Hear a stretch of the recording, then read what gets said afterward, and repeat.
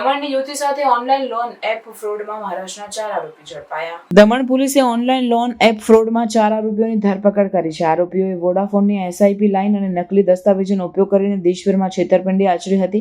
નાની દમણ પોલીસ મથકે 16 જૂન 2025ના રોજ નોંધાયેલી ફરિયાદ બાદ તપાસ શરૂ કરી હતી। ફરિયાદીએ ANN કેશ મિત્રા એપ પરથી 36,000 રૂપિયાની લોન માંગી હતી। તેમને માત્ર 22,000 રૂપિયા મળ્યા હતા। તેમણે યુપીઆઈ દ્વારા 53,000 રૂપિયા ચૂકવ્યા છતાં EMI માટે ધમકીઓ મળતી રહી હતી।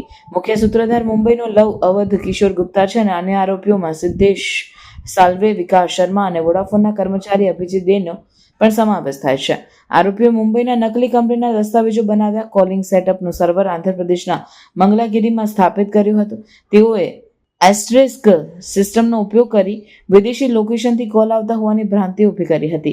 બિલની ચૂકવણી જયપુરના ઈ-મિત્ર સેન્ટર મારફતે થઈ। પોલીસે આરોપીઓ પાસેથી 4 mobile phone, 1 laptop, 1 telecom setup server જપ્ત કર્યા। 15 બેંક એકાઉન્ટ અને 23,000 રૂપિયાની રકમ ફ્રીઝ કરી છે।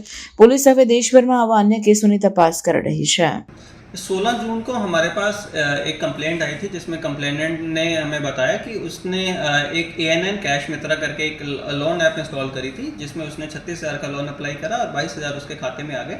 और उसके कुछ दिनों के बाद में उसे कॉल आने शुरू हुए अलग अलग नंबर से जिसमें उसको एक्सटॉर्ट किया गया कि अगर वो पैसे और उनके खाते में नहीं जमा करवाएगा तो उसकी जो फ़ोटोज़ हैं जिनका एक्सेस उन्होंने ऑलरेडी ले रखा था वो उसके रिलेटिव्स को, उसके कॉन्टैक्ट्स को शेयर कर दी जाएंगी।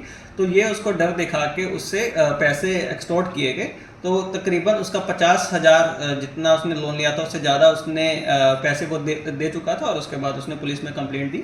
तो जैसे ही हमारे पास कंप्लेंट आई हमने साथ के साथ इसमें FIR दर्ज करी चीटिंग, फोर्जरी और ऑर्गेनाइज्ड क्राइम के BNS के सेक्शंस के तहत। और हमने इन्वेस्टिगेशन के दौरान जो जिस नंबर से उसको कॉल आ रही थी उस नंबर का हमने टेक्निकल एनालिसिस करते हुए हमारी अलग अलग टीम्स इसमें दिल्ली, बॉम्बे, आंध्र प्रदेश, राजस्थान, तो हमारी अलग अलग टीम्स ये जगह पे गई। उनके आपसी तालमेल से, लोकल पुलिस की कोऑर्डिनेशन से हम लोगों ने अभी तक इसकी इन्वेस्टिगेशन में टोटल 4 लोगों को गिरफ्तार करा है। एक सिद्धेश साल्वी है, एक लव कुमार है जिन लोगों ने ये पूरा जो कनेक्शन था वो जाली तरीके से लिया। एक विकास शर्मा है जयपुर का जो कि वहाँ का ई-मित्रा का एजेंट है जो ये सारी पेमेंट्स करवा रहा था। और चौथा वोडाफोन का एक एम्प्लॉय अभिजीत दे जिसने ये सारा इन आरोपियों की पूरी मदद करी कि जाली तरीके से ये पूरा ये कनेक्शन ले पाए। सर ये जो पूरा जो किस तरह से ऑपरेट होता था और इसके तार कहाँ कहाँ जुड़े हैं?